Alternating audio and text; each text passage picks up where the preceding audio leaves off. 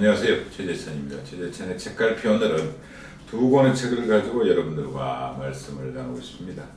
참 앞에 광고를 멋지게 붙여놨네요. 미션 임파서블과 로스트라는 영화를 만든 에이브럼스가 이렇게 표현됐답니다. 한마디로 죽이는 책. 그리고 또 한 권의 책은 토머스 프리드만 책입니다. 늦어서 고마워. 먼저 소개해드릴 책은 더 빨라진 미래의 생존 원칙 9가지에 대한 일종의 원칙, 우리가 이 시대를 살아가는 적응의 흐름, 이런 것들을 이야기한 책인데요. 여러분들이 잘 아시는 MIT 미디어랩, 세계 최고의 연구기관이잖아요. MIT 미디어랩 소장인 일본인 조이 이토와 제프 하우가 공동으로 쓴 책입니다.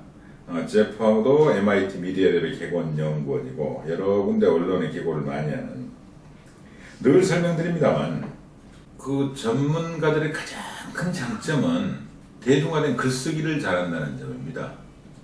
그래 저도 한국의 여러 교수님들과 이야기를 나눴더니 제발 쉬운 글 좀 써라. 언론에 많이 기고하고 대중서 좀 쓰고 좋은 박사학위 논문들, 최고급 논문들을 풀어가지고 좀 설명해주고. 왜냐하면 노벨 경제학상, 물리학상 받은 분들 전부 다 대중서 쓰시잖아요. 노벨 특히 경제학상 받은 분들은 거의 책 많이 내시잖아요.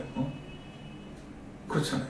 근데 우리는 그런 게 없다. 물론 교수님들 할 말이죠. 한국은 워낙 교수 사이 경쟁이 심해서 그리고 이런 대중서를 인정을 안 해준다는 겁니다. 점수를 안 주는 거죠.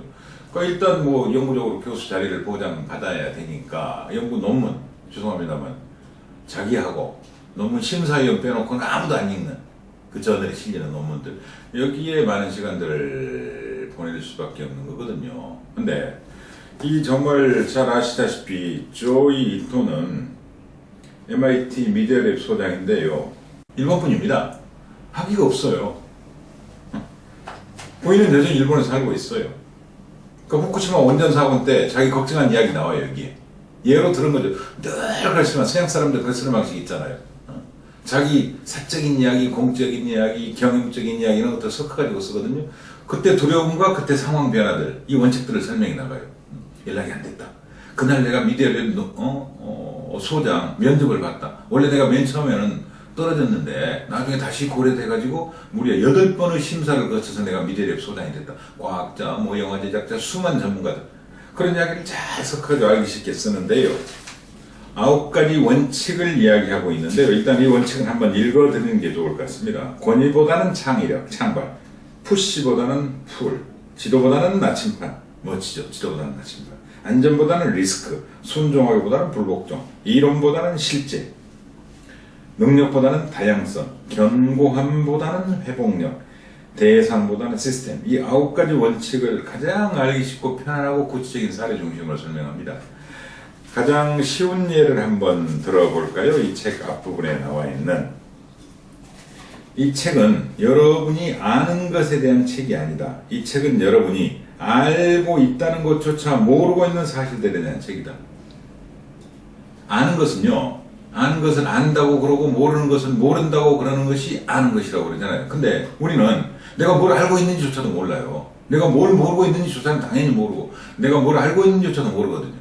그러니까 그걸 확인시켜 주겠다는 겁니다. 알고 있다는 것조차 모르고 있다는 사실. 참 재밌는 예로 들어서, 사실 어젯밤에 제가 다른 자리에서 이 부분을 인용하면서 사람들에게 이야기를 한 적도 있습니다만, 그 다음에 또 예를 한번 들어보죠. 사람들은 늘 미래의 기술, 자연과학의 발달에 대해서 불안해해요. 이를테면 미래범죄연구소 설립자이자 보안 전문가인 마크 군맨은 사이버 보안 기술 중 일부는 해커를 막으려는 사람들도 사용하지만 해커들도 사용한다. 그렇잖아요. 그러면서 최초 기술이라 할 수 있는 불은 우리를 따뜻하게 해주고 음식을 조리하는 데도 사용되었지만 옆 동네에 불을 지르는 데도 쓸 수 있다. 총기 그렇잖아요. 총기가 나를 지키기도 하지만 남을 죽이는 데도 사용이 돼요. 그래서 미래의 자연과학 기술에 대한 불안감, 이건 당연한 거다. 네. 일론 머스크 같은 경우는 인공지능에 대해서 지금 대단히 부정적이고 염려하고 있잖아요. 그렇지만 또 다른 사람들이 여기에 대해서 반발하고 있거든요.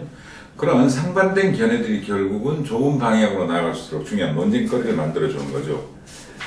다음에 또 하나 예로 드는 게 재밌는 게 있습니다. 지구의 역사를 1년으로 압축한다면 이게 이제 코스모스에 늘 즐겨 인용했던 그 방식이잖아요. 이분은 이런 방식으로 했어요. 그러니까 코스모스 보면은 인류 역사를 전체 우주 역사를 기준으로 할 때 인간이 태어난 건 12월 31일 밤 11시 59분 몇 초다. 세계의 역사를 우주 역사를 1년으로 했을 때 여긴 더 재밌게 예를 들었다고요. 지구의 역사가 그러니까 한 43억 년 정도로 지금 잡고 있거든요. 최근 논거들은 지구의 역사를 1년으로 압축하면 육지동물은 12월 1일에 등장하고 공룡은 12월 26일에 멸종해요. 공룡이. 그리고 인류 조상이 두 발로 걷기 시작한 것은 12월 31일 밤 11시 50분.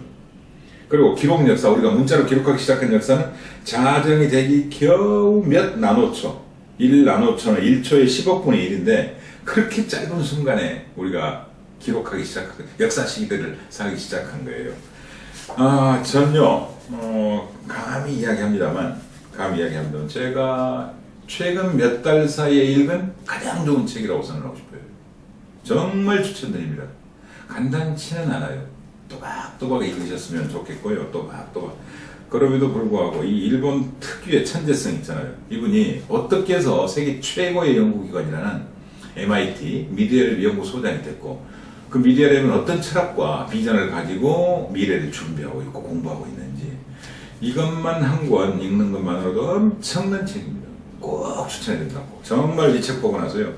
제가 최근에 가장 책 잘 골랐다 이런 느낌 가졌어요. 정말 좋은 책입니다.